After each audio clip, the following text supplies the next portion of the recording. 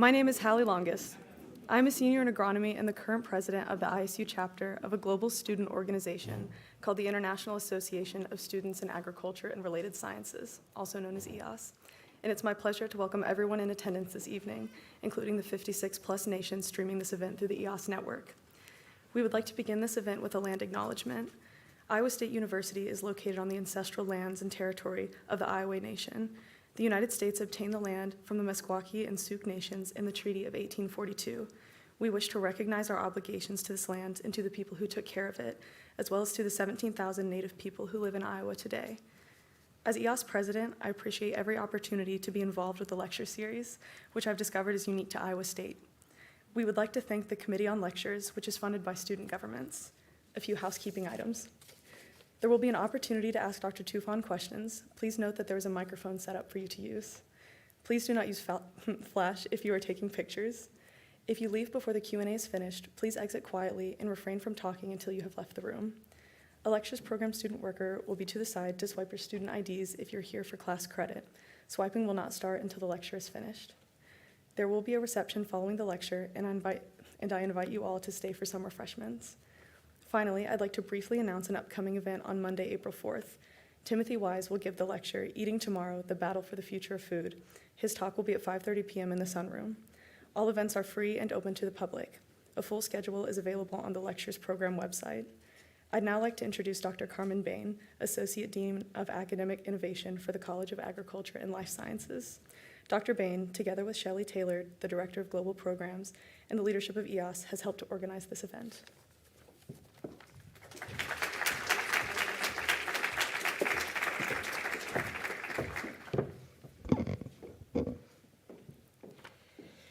According to the US Department of Agriculture, over 1.2 million women in the US work on farms. And the amount of US farms operated by women nearly tripled over the past 3 decades. And fun fact, if I'd enrolled in the College of Agriculture and Life Sciences when I graduated from high school in 1987, less than 20% of my classmates would have been women. Today, that number is close to 57%. That's a remarkable shift. Yet despite significant progress towards gender equality, study after study confirms that important gender gaps remain and continue to exist within our agriculture and food systems. Hunger and food insecurity, for example, disproportionately affects women, whether you live in rural Iowa or whether you live in rural Uganda. And women continue to be underrepresented in the leadership of agribusiness, farm organisations, and the ownership of land and businesses. For example, just 29% of principal farm operators in the US are women. And ag economists right here at Iowa State University recently conducted a survey of farmers, and they found that in making decisions about farm transfer, 58% of farmers choose sons, and only 8% choose their daughters as their main inheritors. And in the paper, the authors argue that this gender gap in terms of who gets to inherit the farm can be explained in part by the persistence of outdated assumptions that women are less productive or less fit to run a farm than men are. And this is despite research that shows that women farmers globally are as agriculturally productive as their male counterparts when they have the same access to educational and productive resources and opportunities as men. So as a land-grant institution, Iowa State University, it's our mission and our duty to identify and create opportunities and solutions that help close gender gaps. Why? It should be obvious. But research shows that closing the gender gap is good for everyone, not just women. It's good for men, it's good for families, it's good for communities. Closing the gender gap can increase agricultural productivity, it can expand market opportunities, enhance fairness and equity while decreasing food insecurity and poverty, sustaining farm families, small businesses and rural communities. Which is why we're here this evening. And we are delighted to celebrate International Women's Day by hosting Dr. Holly Tufan, to speak on the topic of shifting gender equality from afterthought to guiding goal of agricultural innovation. And we hope that Dr. Tufan's presentation will inspire and empower you as leaders, educators, problem solvers, and change makers to better understand and develop innovative solutions to help close the gender gap.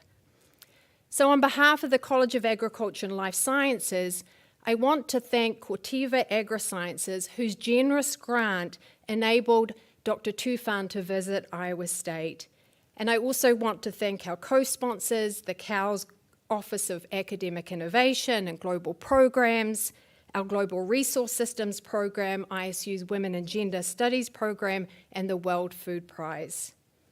And now I want to introduce Barbara Stenson, President of the World Food Prize, who we're absolutely honored to have here tonight to formally introduce Dr. Tufan. So please help me introducing President Stenson.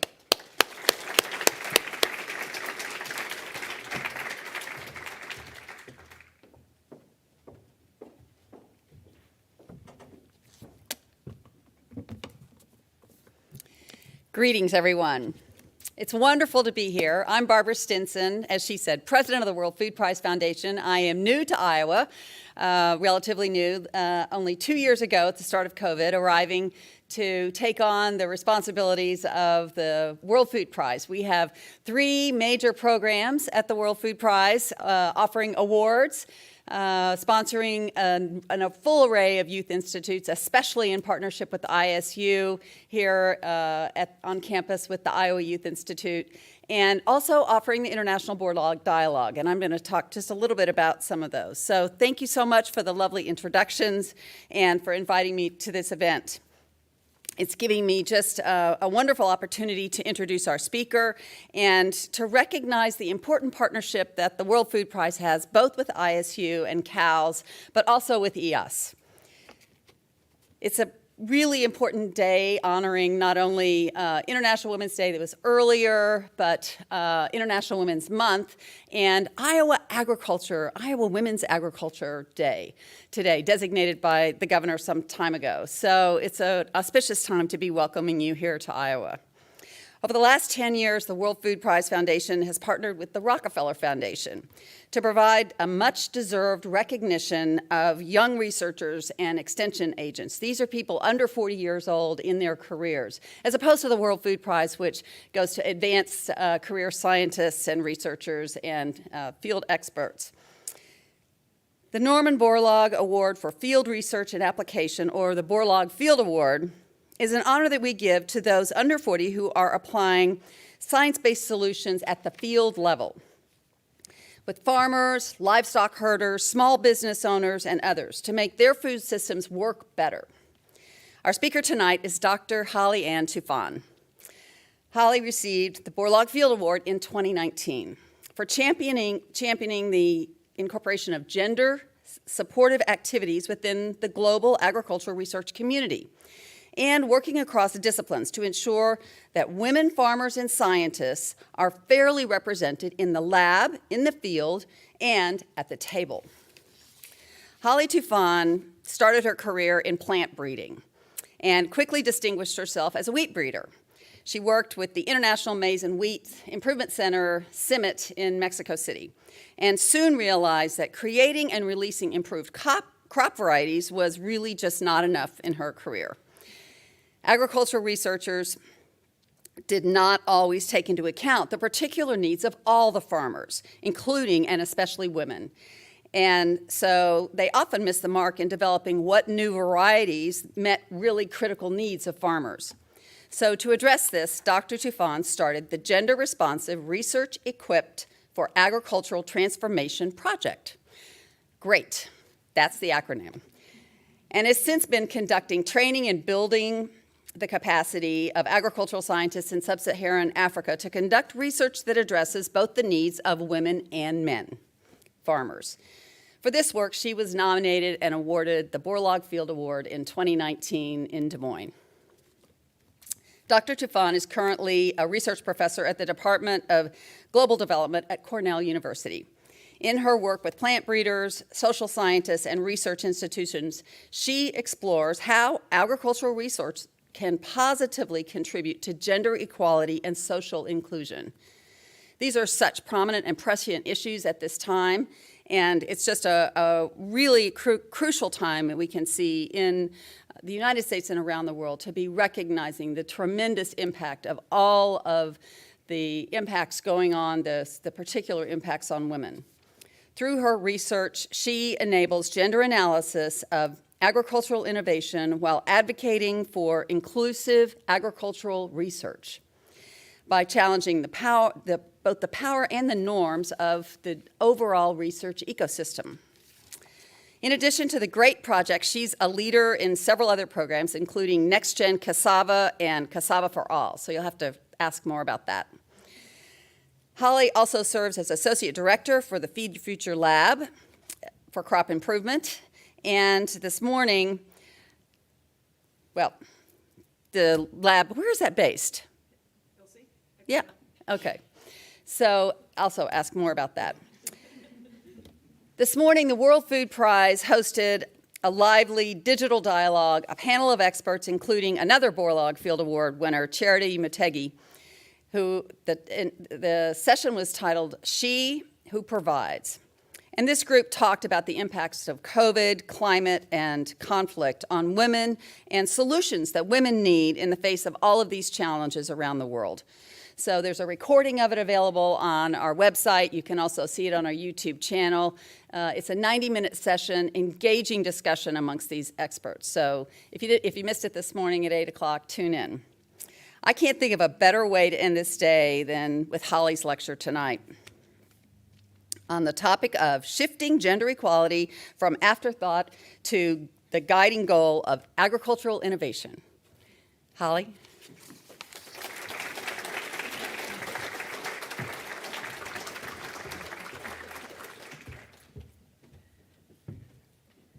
Good evening, everyone. Thanks for joining.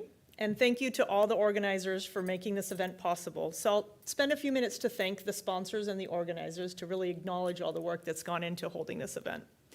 Thank you, Barbara, for the introduction, first of all. And the International, IS, now that I can say that instead of the whole name, Corteva Agroscience, the College of Agriculture and Life Sciences, Offices of Academic Innovation, Global Engagement, and Global Programs, the World Food Prize, and the Women and Gender Studies program here at ISU. So thank you all for your help, sponsorship. It's been a great day already. I look forward to a continuation tomorrow.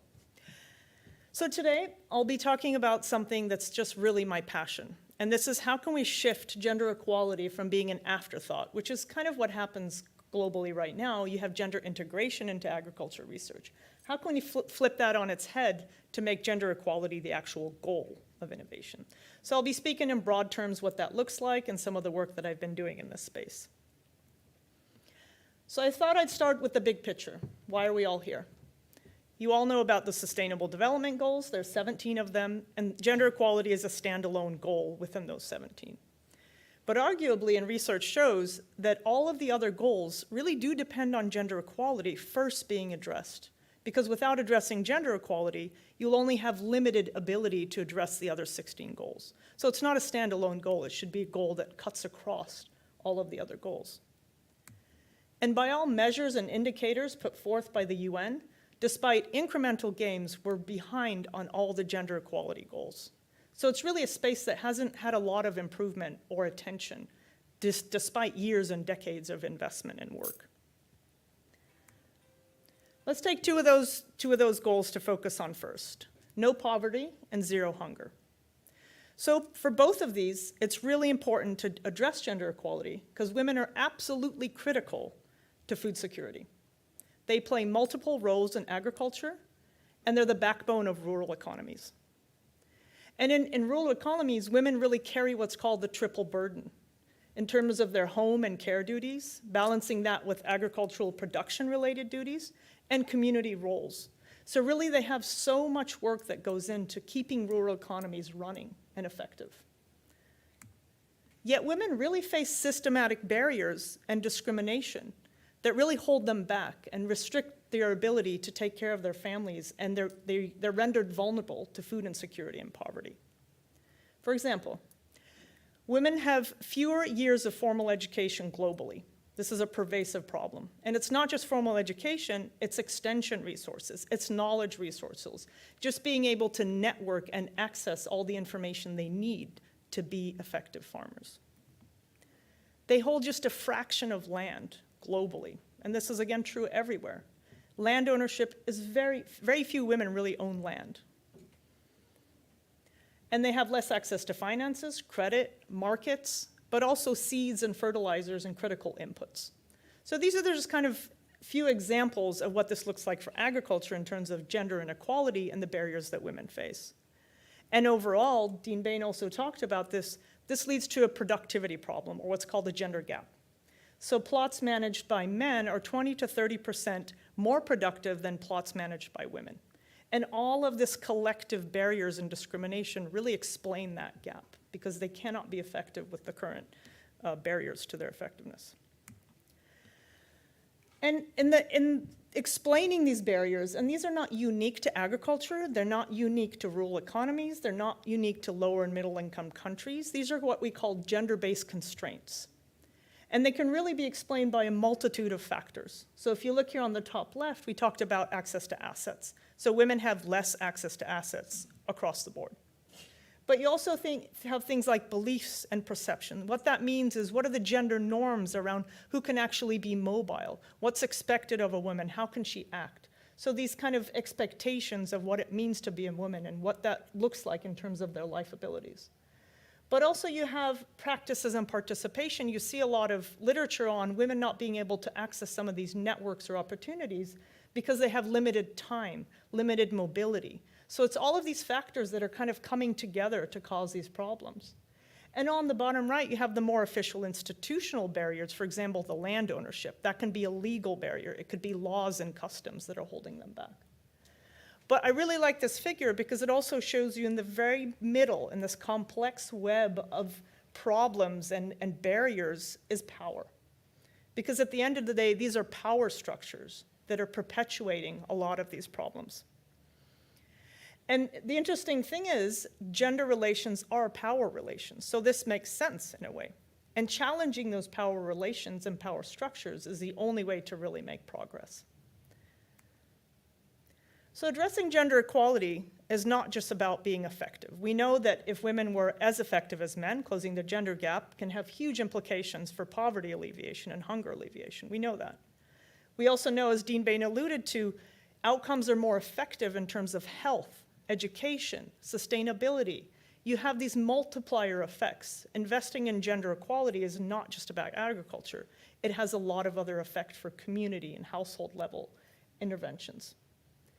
So it's not just about productivity, it's about doing the right thing, and it's about closing that gap. So if you look at all of this evidence and look at all this background, you would think women and girls should really be at the heart of agricultural innovation, because that's where we need to make the most difference. That's what should be happening, but are they at the heart of agricultural innovation? That's a different question. And this is because innovation is a gendered construct. What does that mean? The innovation systems, gender is really embedded in these systems. And I'll explain what that means. So my favorite example is the 50th percentile crash test dummy. This is the crash test dummy that's used in all car crash simulations globally. And what that means is all the results we have around crashes and car crashes are based on the male body from 1970s, the 50th percentile male body. So what does that mean? We actually don't know what happens to bodies of women, pregnant women, people with disabilities. We just don't know because we don't have the data. And what this actually turns out to look like is women are 74% more likely to sustain serious injuries in car crashes. That's shocking. And it really comes down to one decision that no one thought that the male normative body was all they needed to do. They didn't think about more than that. And it's statistics like this. This is a great book for those of you interested in the topic by Caroline Criado Perez, really accessible, kind of breaks it down in terms of bias and innovation. And really she recounts this example of where she found about heart attack symptoms, which is another great example. Because all the symptoms you see on the left are common to men and women. You know, the chest tightening, the pressure, the radiating pain. But what happens is there's a whole set of symptoms on the right-hand side that are common to women that we never talk about. Again, what happens is women are more likely to die of heart attacks than men. So this has a serious implication in society and for women. And she has this really powerful quote that says, it turns out that our cultural positioning of men as default humans is corrupting science. And as a result, women are dying. I think that's really powerful because it's true. And we don't think about that often enough. So there's hope, because there's been a shift in this space. And I would say over the last 5 to 10, maybe a bit longer. This is a great website out of Stanford. If you're looking for teaching material or learning, it's called Gendered Innovations. They have case studies on different fields, from engineering to health to math to design. And they really look at how the gender bias in innovations have caused various problems or not, and what has been done to that effect. So this is not a singularly an issue of design. It kind of goes across the board. And they've actually found in gaming consoles, for example, toys, data. I mean, this is, the more you learn, the more you realize there's baked-in biases to a lot of these fields and a lot of these innovations. You've probably read about this in the news. But it's not also about just gender or sex. This is law scholar Kimberly Cranshaw, and she initially coined this term intersectionality to describe the intersection of sexism, systematic sexism, and systematic racism, to explain particularly oppressive life experiences of Black women and how these were not really described or understood. So really different forms of oppression coming together almost as a double whammy. And what that means is, for example, in AI, some of these technologies that you're finding, they're actually biased against women and they're biased against people of color. And if you're a woman of color, there's more bias in a way. So it really turns out to be, you need to think of these systems in complexity. So there's a lot of work on gender and innovation, but also race. So really thinking about these as complex problems because the white male body is normative in a lot of these spaces. So placing gender central to innovation is really looking at how the world is shaped by whom and for whom. It's about power, it's about representation, it's about voice. But I love this because it's also about good science. Any scientist knows that if it's in nature, it's good science. And this is an editorial from about 4 years ago that says accounting for sex and gender makes science better. I mean, what better way to send the message, right? Because it just means if you're not doing this, your science is not as well as it could be. And this is really pushed in the European Union, for example. You can't get a grant from the EU without demonstrating you've done sex and gender analysis or have thought of it as a part of your grant. That's huge. That's when the norms shift, because you have to do it. So I think we can't forget that this is not kind of just a social problem, quote unquote. It's also a scientific problem. So what about agricultural innovation? That's what we're here for. There's a lot of examples of gender bias in agricultural innovation, so I won't outline the whole field, but I'll hold on to 3 examples. This is a great one. The 2-wheeled tractors in Vietnam, and this is work of Nozomi Karawazuka. It's a really recent example, and I'll just read it out because I think it's a great example. Introduction of these 2-wheeled tractors into a community in Vietnam, and she's recounting what happened after the introduction of these tractors. So she says, men perceive their decision-making power is higher than their wives because they can drive the 2-wheeled tractors, and their wives cannot. Tractors thus enable women not only to control some aspects of farming and increase their mobility, but they also strengthen men's symbolic power. In that case, you bring an introduction of a mechanization, something that you think will increase effectiveness, and it actually has a reverse effect. It has a penalty on women. But it's not always so straightforward. This is an example of hybrid maize from Western Kenya. And the researchers here, Renee Bullock and Amara Tegbaru, look to see what happens when you introduce hybrid maize in these communities in Western Kenya. And they find a mixed bag, because they say that women, in some cases, experience expanded opportunities to learn about the innovations, but nothing changed in terms of land tenure. So you have some incremental gains, but the really strong norms and practices and legal structures remain in place. So we've made some gains, but some of the big problems are still there.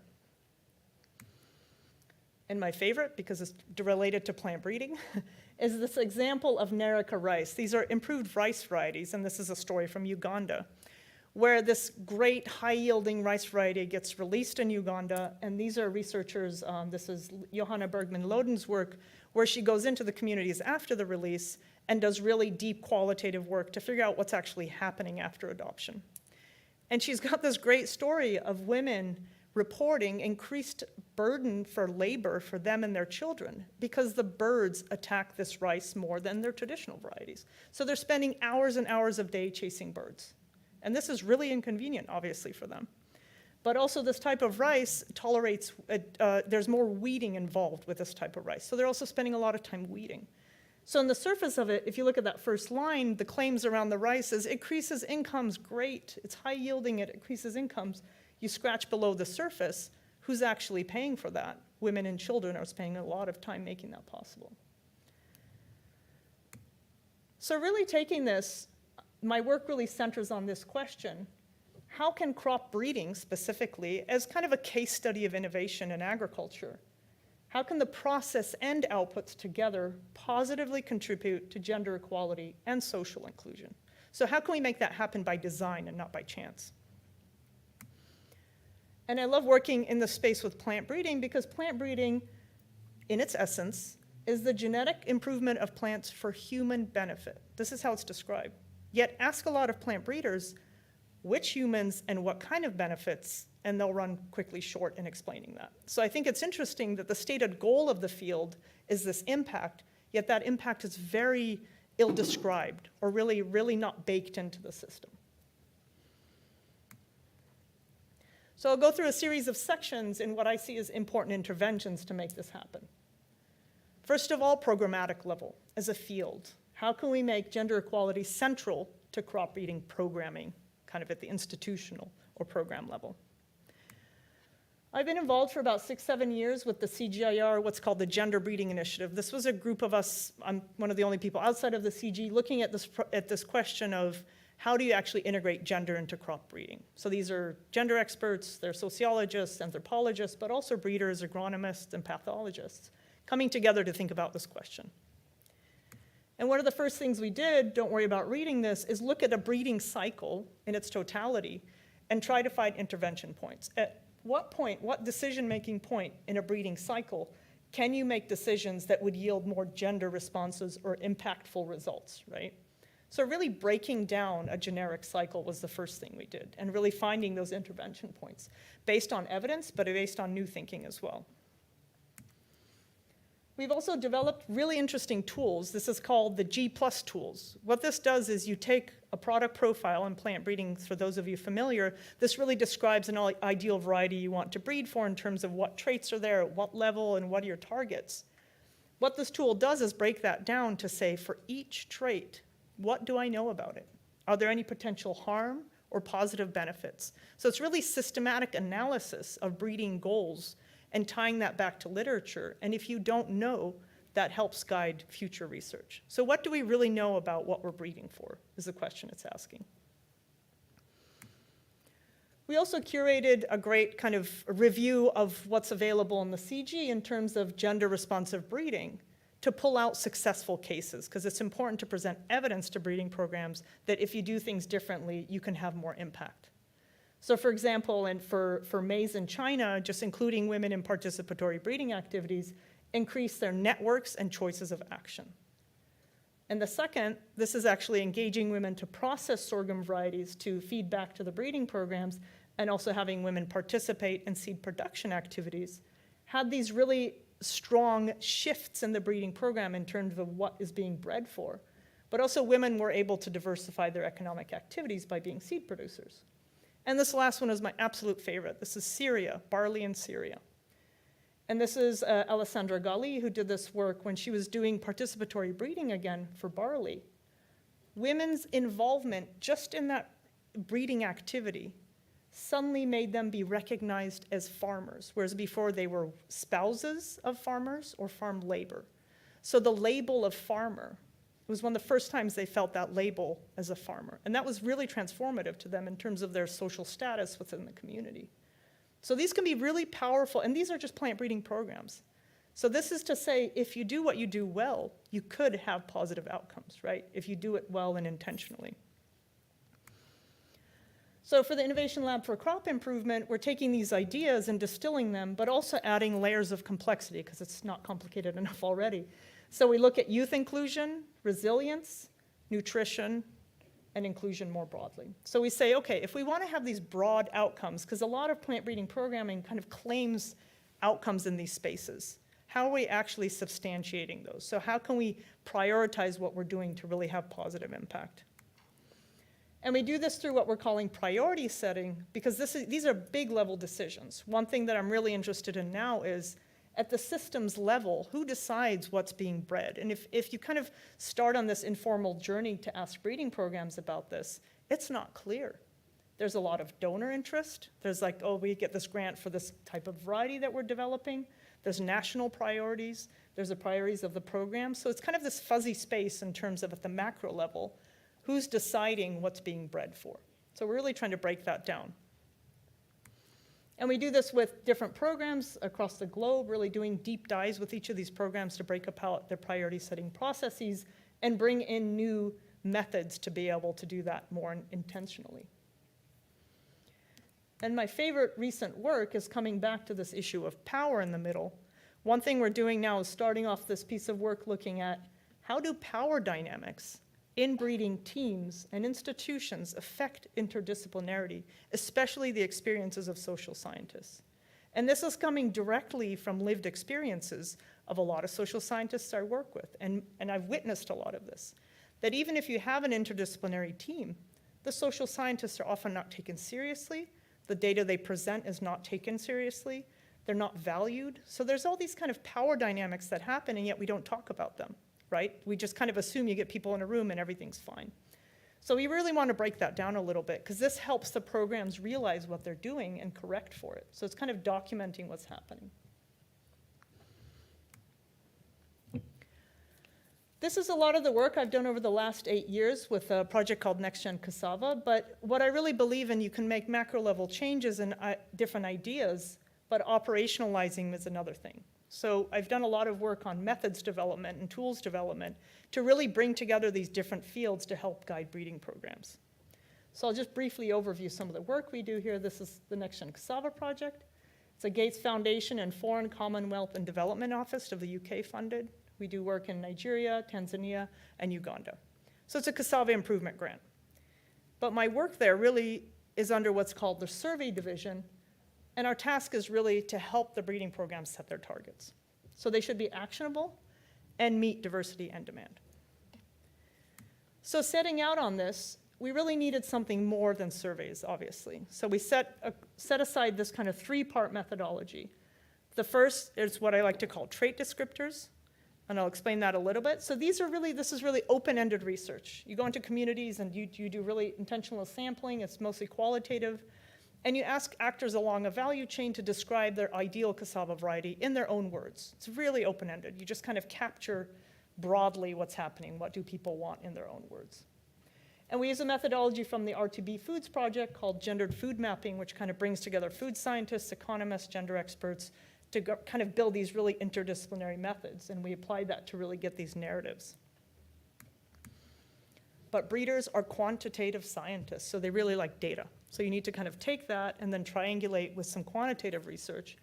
And in this left-hand side here, we use marketing. We've kind of adapted this marketing tool called 1000 Minds to get a sense of what trait is important for whom by how much. It's kind of a choice experimentation. So you ask, would you prefer this or that? And it's a really interesting method that we've used.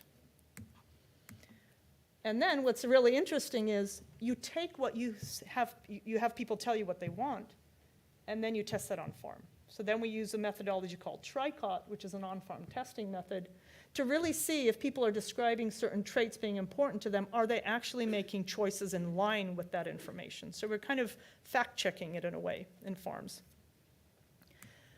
So without going into the data too deeply here, what we're really finding is usually there's a lot of narratives around men versus women in terms of trait preferences. That's out there a lot. So what we're trying to do is take that one step further. So what you'll see here on the top panels, these are for women, bottom panels are for men. And then you see the regions that these individuals are living in.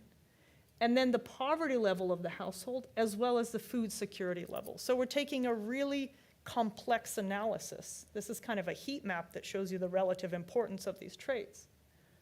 What that allows you to do is get beyond this is what men or women want at the national scale, to be able to say, women living in the Southeast in poor and food insecure households look for these traits with this much weight attached to them. So you can be very specific in the kind of feedback you're giving to the programs. You can do comparisons. You can say in the same regions and the same type of households, what kind of traits do men or women want? So it brings a lot of nuance to the traditional data sets that we're used to working with. And again, this involves bringing two different data sets, one from a household survey and one from a trait analysis survey, and relating them, which took a long time to figure out how to do. So this is kind of the hardest part of this work, is interdisciplinarity produces interdisciplinary data, and that's not always easy to bring back together to make decisions. And this is really interesting. It's not something we didn't know, but we could actually empirically show it for the first time. What you see here are bars. How big the bar is explains how important that trait at that time point is to explain overall varietal selection. What that means is if it's really important, that bar is bigger, right? So it's a simple correlation. What we find is agronomic traits are not that interesting for men or women. So this is plant height, sprouting ability, weeding, all these things that we think are important, right? Are, you know, if you look at the grand scale, you get to harvest, and it shoots up for women. So you really see that at harvest, processing and food product quality are extremely important for women. So what this helped us do for breeding programs is say, hey, these are important traits. You can't, if you look at time scale changes, these are important for men and women. Because traditionally, these are hard traits to work with. These are quality traits. A lot of breeding programs don't really dive into that because there's a lot of heterogeneity. There's a lot of difficult work that goes into quality traits. But with this, we're able to really demonstrate how important these are. And another thing that maybe we're shooting ourselves in the foot with, but that we're trying to do, is actually take a critical lens at some of the methods we're using. What does that mean? This is an adoption survey in Nigeria. It's about 1,500 households as adoption surveys go. That's pretty big for the fields that I work in, at least. What you're seeing here broken down is husbands and wives from the same household answer the same survey. Okay, so you almost have their responses to the same questions. And what you see is there's disagreement between husbands and wives on who manages plots. That's huge. And also, who manages improved cassava variety plots. What that means is if you go into that household, depending on who you talk to, you could get a completely different answer. And there's significant differences in men and women saying, I have improved cassava varieties or not. So again, we're looking at this going, what does this mean for all these adoption studies? Who have we talked to, and what bias does that bring with it? And we're doing this for the trait experimentation, which has been very eye-opening as well. So we took husbands and wives from the same household, interviewed them with the trait preference study, interviewed the spouse with the trait preference study, and then interviewed them together.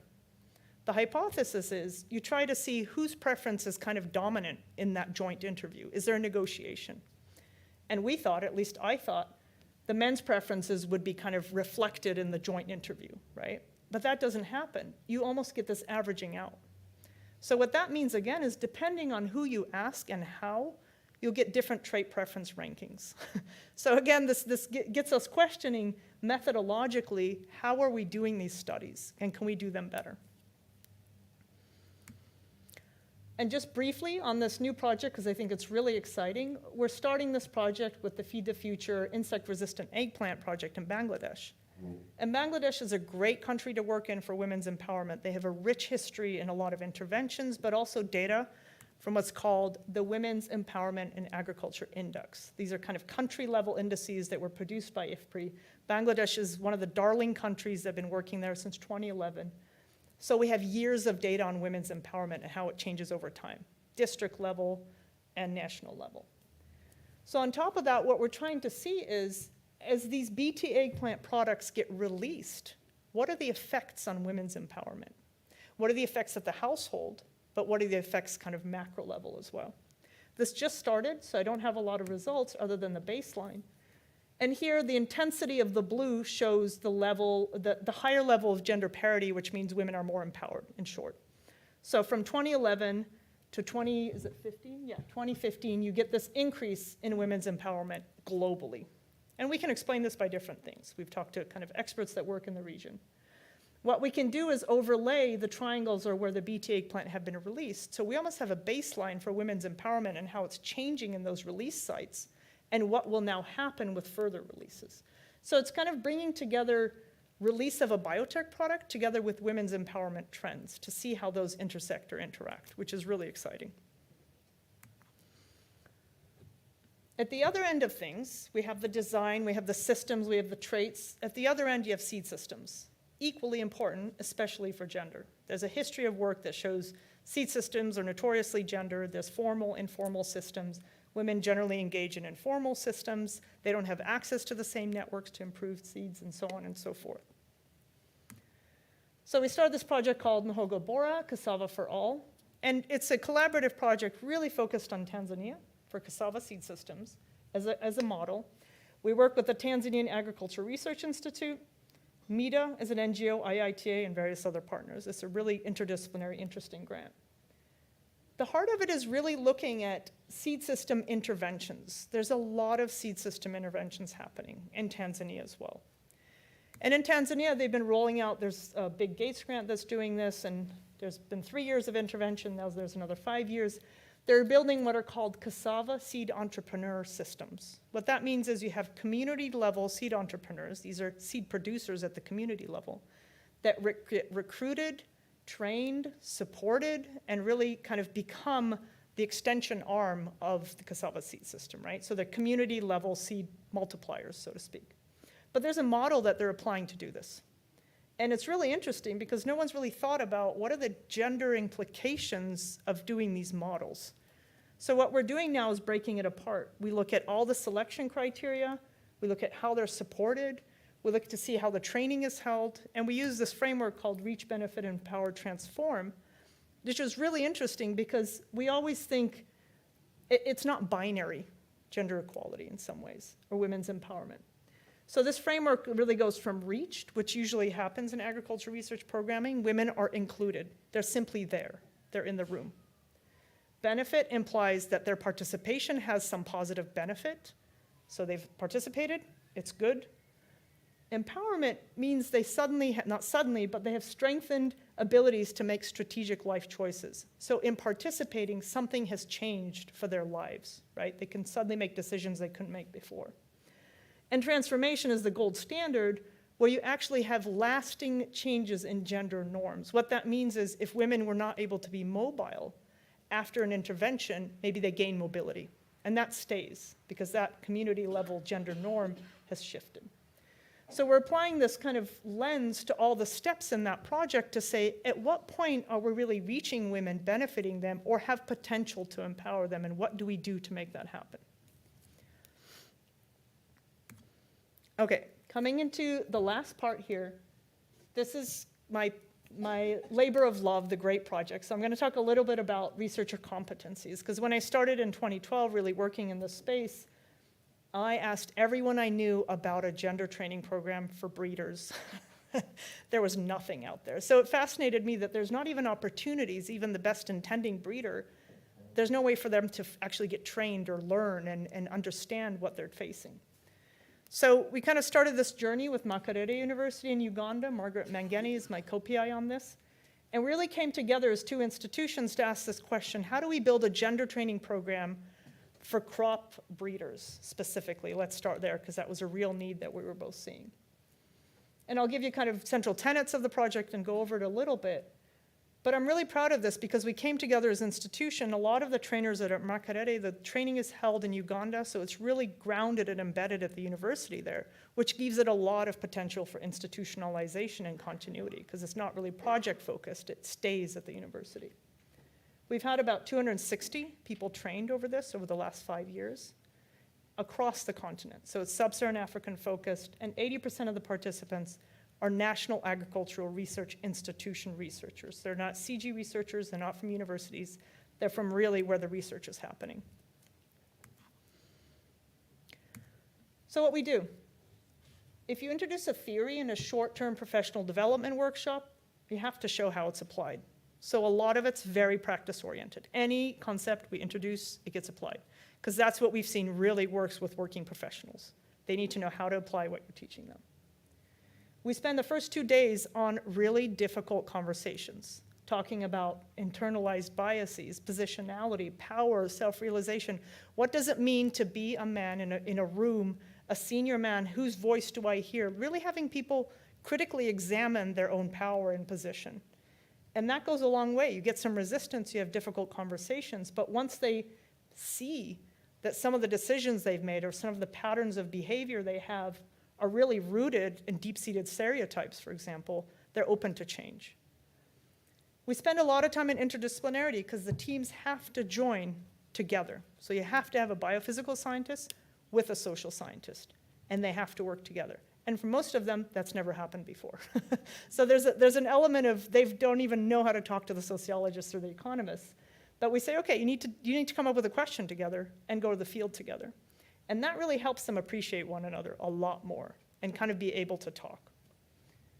We do a lot of training on basic social science research methods. And the reason for that is over the years, we've run into so much stereotyping and kind of generalization. Oh, social scientists just go to the field and they talk to a few farmers and they tell me what to do. And it's like, no, there's a whole science behind it. Here's what that looks like. So we break down some of these basic methods, qualitative, quantitative social research methods, for the benefit of everyone, really for the breeders to understand how complex the work is, and for the social scientists to really feel elevated in the work that they do. And lastly, we ask them to really think intentionally about positive impacts for gender equality and articulate that and commit to that. So on the interdisciplinarity, over the years, we've really seen, it's just the way you look at the world. For those of you who may be involved in interdisciplinary research, there's some basic misunderstandings and basic different departure points. So you have to spend time presenting that this is not unusual. You have to normalize that to say, yes, we know it's difficult. You may be seeing the same thing differently, but let's have a conversation. This is what it looks like. You may be looking at it with this lens. So it just really, I think it's a way for those scientists to come together and actually understand one another much better. And I love it when people will stand up and say, oh, I made a lot of wrong assumptions. I made a lot of decisions in my research career that maybe I shouldn't have done. And that really opens the door for change. So it's a great sandwich program, and I think it's a good model that we're taking forward as well, where you have a week of face-to-face, where you have case studies, the research methods, and then they have to go back to their programs for 4 to 5 months, and in that time period, collect data together. Because what we find is theoretical, kind of feeding them data and have them analyze it doesn't work. They have to experience collecting qualitative data especially, and they come back to try to analyze it, and they soon realize that it's not that easy, A, and B, the data they've collected is invalid because, all the different things that they could have done better on. So it's really active learning, right? They come back and then they commit to action, they commit to further research, and we have seed grants for them to continue doing that.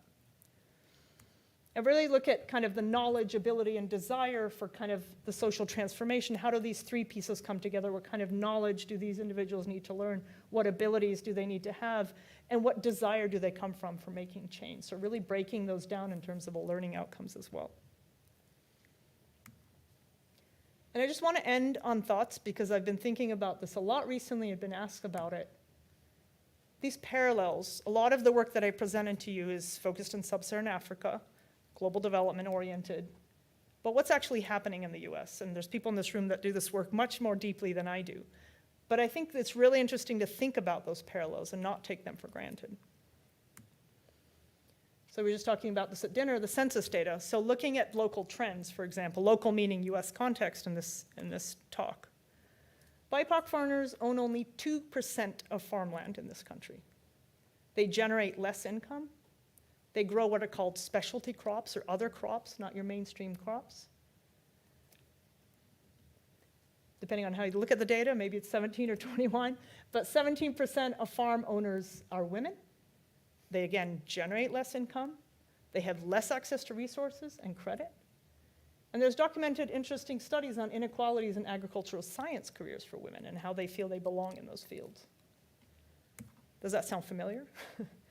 And there's this story of discriminatory loan practices and access to assets, both for BIPOC and women farmers.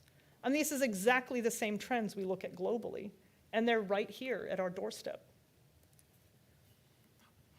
And I think it sounds like you guys have better courses than we do, but at least at Cornell, we have this glaring gap on DEI competencies. So you have courses that are counted for DEI, but you really don't have focused discussion or dialogue or digging into these topics as a part of the mainstream curriculum. They shouldn't be optional. They shouldn't be opt-in. They should be a part of formative training for students. So you can start asking the same questions that we've been studying in Nigeria for cassava. How do these social identities shape, for example, trait and crop preferences? Could you see the same trends? Could you see kind of those explanatory or relationships? And how do the inequitable access of productive assets and resources really shape those? So it's exactly asking the same questions in a domestic setting. And I think that's really interesting because we don't talk about this enough. And what really interests me now as well is, what do public sector breeding programs do about this? Do they know about this? Do they respond to this or not? My hunch is they probably don't, because there's not a lot of literature out there that's kind of put in front of them to think about this, and companies as well. So in terms of what this could look like, I really think as institutions, and here I can speak on Cornell's behalf, a lot more critical self-reflections. For example, I start asking around in my department, in plant sciences at least, or plant breeding, who are your stakeholders? Who do you define as your stakeholders? How do you engage them?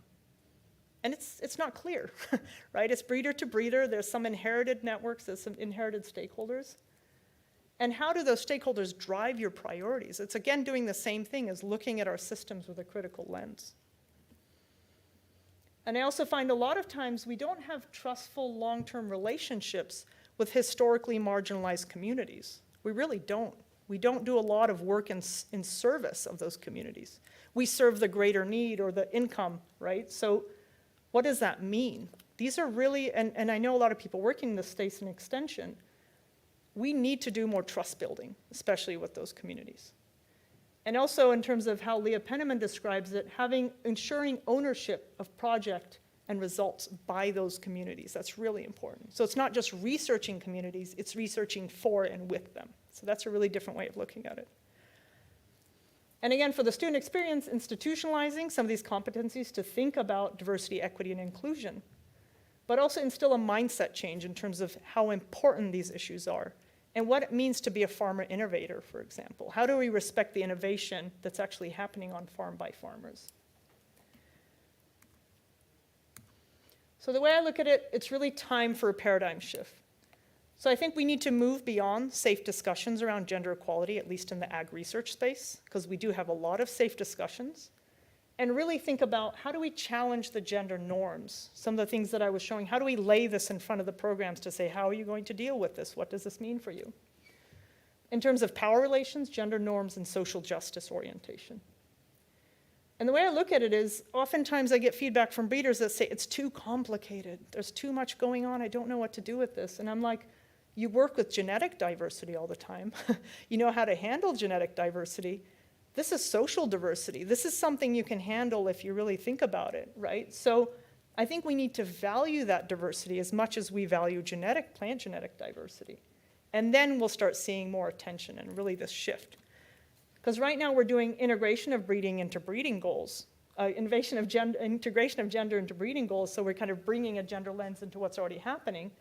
But I think we need to flip it, to say the end goal is gender equality, the means is plant breeding. So it becomes an instrument rather than the actual end. So I'm going to end with this. So tomorrow is Norm Borlaug's 108th birthday. So he's the Iowan who fed the world. He's the original hunger fighter, and we're celebrating his birthday. And today we also had a celebration of International Women's Day, and here as well. And I just want to urge you to walk away from this room thinking about how can we celebrate these two things together? So not kind of have them as separate events, but really merge them, truly. And kind of start thinking about, if we're thinking about hunger fighting, how can we think of fighting for and with women farmers specifically? So thank you.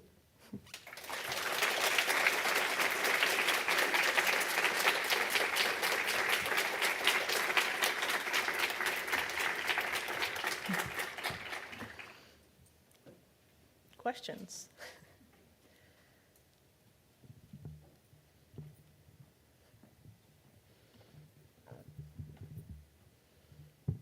Can I ask questions of the microphone?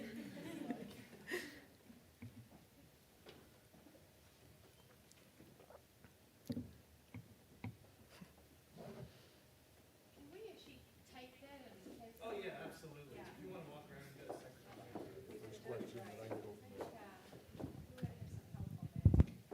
So I'll ask the first question. Sure.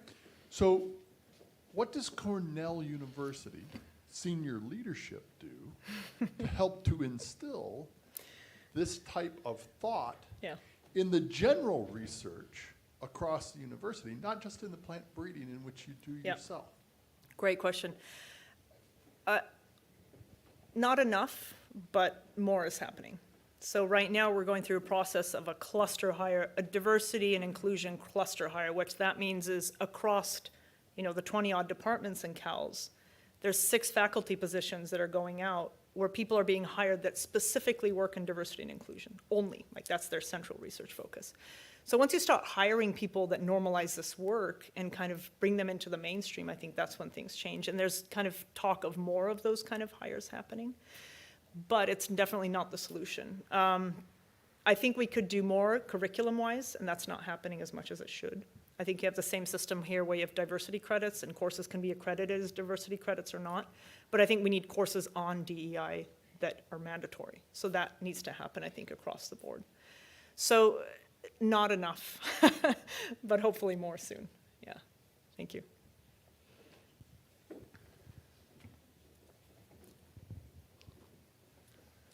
Thank you very much for this enlightening talk. It couldn't be more appropriate, I think, than ISU right now. My question is about, so you've worked a lot with nonprofits, with governmental organizations, and my question is about corporations in terms of their role in this breeding. And this is way outside of my wheelhouse in terms Mine of as well. Well, no, the plant breeding and the breeding. Okay. And also I think this is relevant to ISU. I'm just curious about the role of corporations. Yeah. Cargill and some of the corporations that are, You that know, must be pretty influential in this. exactly. I process. think that's a really good question. I think that becomes more of a pertinent issue if we're looking at US-focused research, the dynamics there. I mean, I was talking to a corn breeder, for example, Margaret Smith at Cornell, asking her the same thing of how do you relate to these corporations? How do you bring diversity, equity, and inclusion into your work as a maize breeder in this environment where you're a tiny sliver of what's happening? And she said it's really difficult because there's this machine behind it and you're just a tiny part of that, right? And I know companies are making efforts and there's various things happening, but I don't know the answer to that. I think what it comes down to is the profit motive kind of trumps all. In that case is what I would probably think is happening. And in terms of looking at niche markets and breeding for those niche markets, which may benefit some historically underrepresented farmers, maybe it's just not worth their time. I don't know. I'm just hypothesizing. But I would assume that that's kind of explaining the lack of attention that I think I'm seeing. So I don't have a straightforward answer. I don't think anything is happening that I can see. We've been talking to Bayer for different reasons, and they're really interested and they're really committed within the company. But in terms of what that looks like, they're on the search for interventions too. So it'll be interesting to see in the next 5 years how that pans out, because there's this momentum behind just equity more broadly, right? So I think that there's enough momentum that something may change, but I'm not seeing right now a lot of change. But yes, hi. Hi, my name is Dorothy Masinde. I teach global resource systems. My question is, how about extension? The reason I'm asking that because 1996, I graduated from Cornell University, worked with the famous Lourdes Beneria, and my creative component was developing gender training for extensionists, which I happen to have implemented in my district in Western Kenya. So what happened? Because in 1996, we're talking about gender research extension. In 2022, we're still talking about it at Cornell. Yeah. So what happened? Extension is an interesting space. I think if anything, there's been a lot of documentation of gender and extension still being problematic to this day. What happened? I don't know. Maybe it wasn't enough donor attention. Maybe it wasn't enough investment. Maybe some of those changes didn't get mainstreamed or institutionalized, where you didn't. What I see a lot is the one-off gender trainings or gender trainings that run for 5 years, 6 years, don't really make a lot of change to the whole system. It's when that extension system has a baked-in gender training, for example. How many extension systems do that? I think it's pretty rare. So then every new person coming in, you're starting from scratch, right? So I think we're just not mainstreaming a lot of these practices enough. But I think extension, I don't know in that particular case, it's really not my area, but I don't know what happened since 1996. I think it's just failure in a lot of ways to have sustained attention. I mean, attention to gender has waxed and waned over the years as well in agriculture. So there's periods where it's really important and then it kind of goes away again and comes back. So we're at a peak right now where this is really important to a lot of donors and they're putting a lot of money behind it. I think it's a right time to make more lasting change, I think. So anyone who works in extension who may know the history a little bit better, but I can't answer that question. Yeah.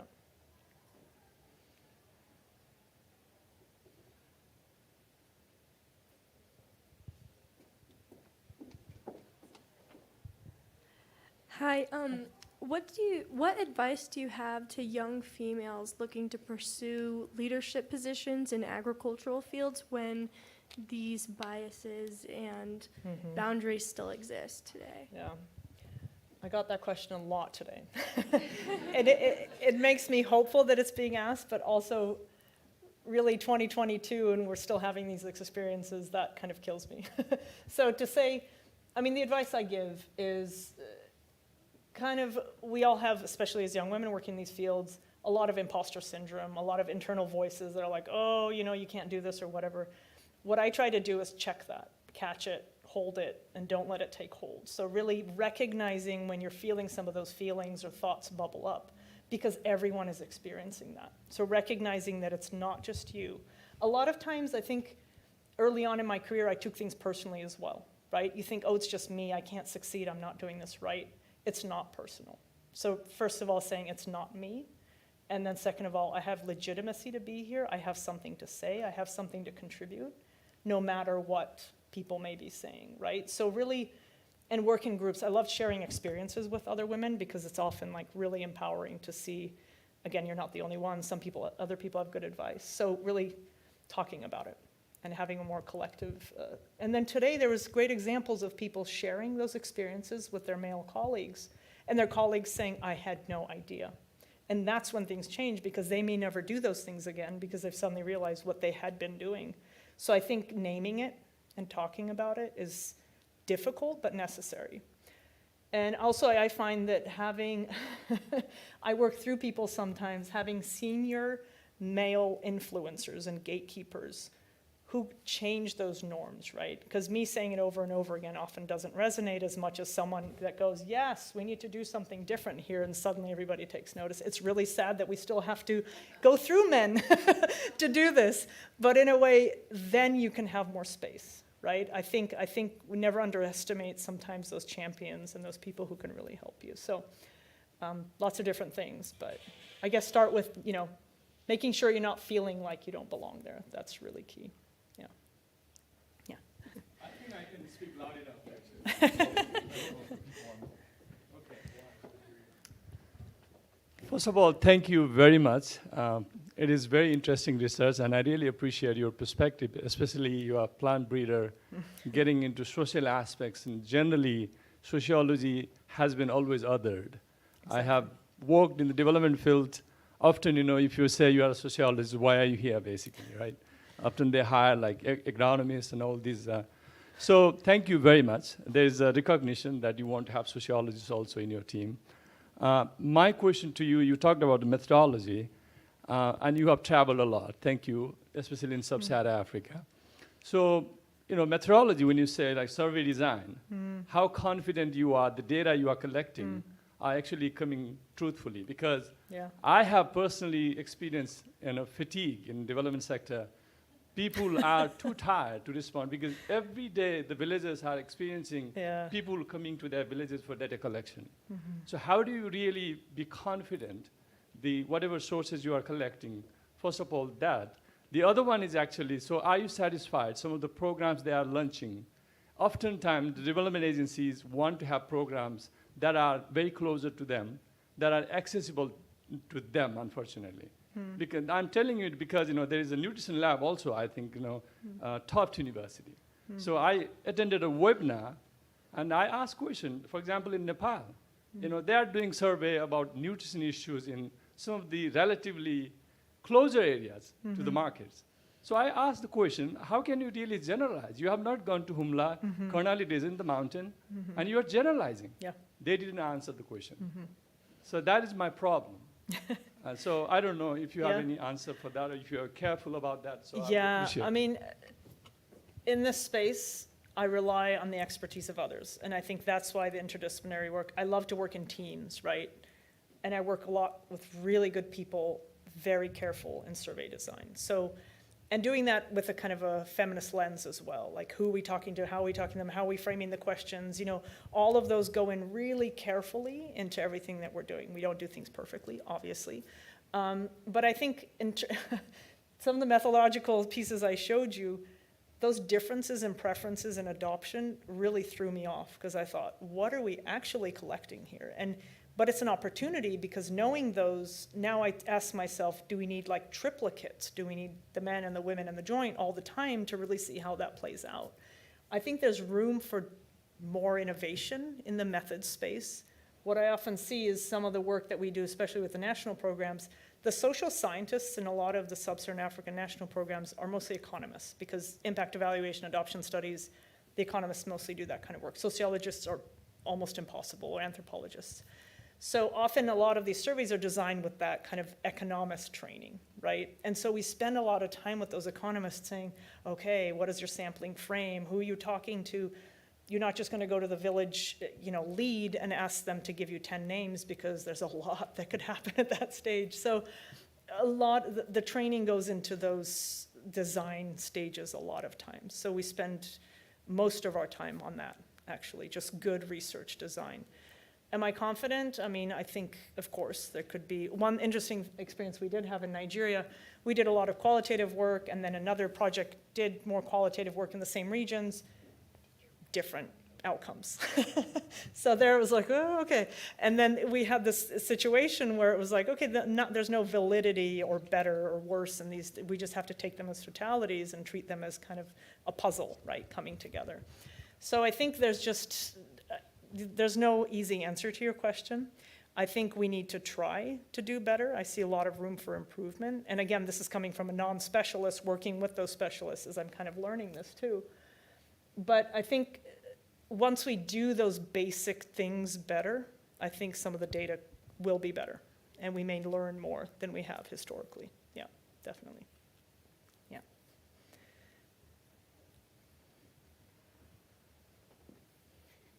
Trying to walk softly. So, okay. Oh,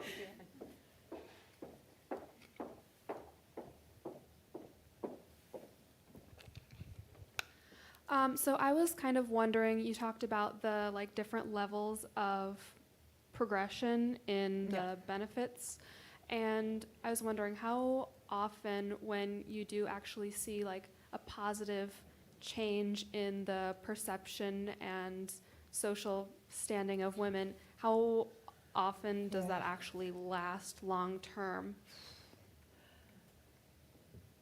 In the work that I've done, I can't tell you the answer to that. These are very long-term. I mean, other work that I've seen, so this is not very common. Gender transformative work is fairly nascent, I would say. It's gaining prominence. A lot of donors are becoming interested, and there's a lot more projects using the word transformation and really structuring their work around that. So I think it's early days in terms of seeing 10 years from now, have those shifts and norms really continued, and are we seeing those? One issue that I do see is, for example, there was great World Fish, a CG Center has really led the way in a lot of the gender transformative work in the CG system.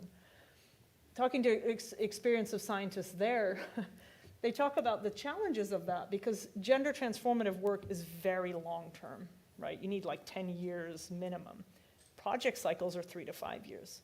So they had these experiences where they were doing this work and they were getting feedback from donors saying, it's not moving quick enough, what are the results, what's happening, I'm not seeing change, and then they lose funding, right? So that's the difficult side of things. NGOs do a lot more of that work, but in terms of how that comes back to research, there's not a lot of that. So I think we need more work with NGOs as well. There's a lot of gender transformative work going on in NGOs, but not ag research, in terms of ag research interventions being transformative. So I think it's early days as a field, but at least it's being talked about more and becoming a little more, I mean, this used to be the Reach, Benefit, Empower framework, and then Transform was added just last year. So I think that indicates, that the field is changing. This theoretical framework has grown in a way to encompass that. But in other kind of more development spaces, I would need to dig out examples of longitudinal studies where they've gone back maybe like 10 years later to see. But early evidence is that it's very effective. It's the mindset changes. And I see that with the training that we have, like the people that we work with, and you see them 3 to 4 years later now from the original training programs we run then. And the language they use, the kind of approaches and the work they're doing has permanently shifted, right? So they have people on their team now that are social scientists. So early days, but I think it's happening, yeah. What I would like to do now is encourage you to stay behind, continue some good conversation. There's some refreshments. There's photo opportunities with Dr. Tufan, I've heard. And if you're interested in learning more, Dr. Tufan has a really amazing website, great information, her papers, other presentations she's given. You heard from Barbara Stenson that you can go to the World Food Prize and view the presentations from this morning. And also please stop by the EOS table. I think there's a sign-up sheet. Is there a sign-up sheet? All right, there's a sign-up sheet. So phenomenal international student agricultural and science organization, and you can engage more around these issues. And I think they have some cool stickers, right? Show them the sticker. Yep, great sticker. There's stickers. So lots of fun things. So on behalf of the College of Agriculture and Life Sciences, I want to thank all of you for coming tonight. And I was watching, you were really engaged, appreciate the questions. And finally, please join me in thanking Dr. Tufan. This was a phenomenal presentation. Thank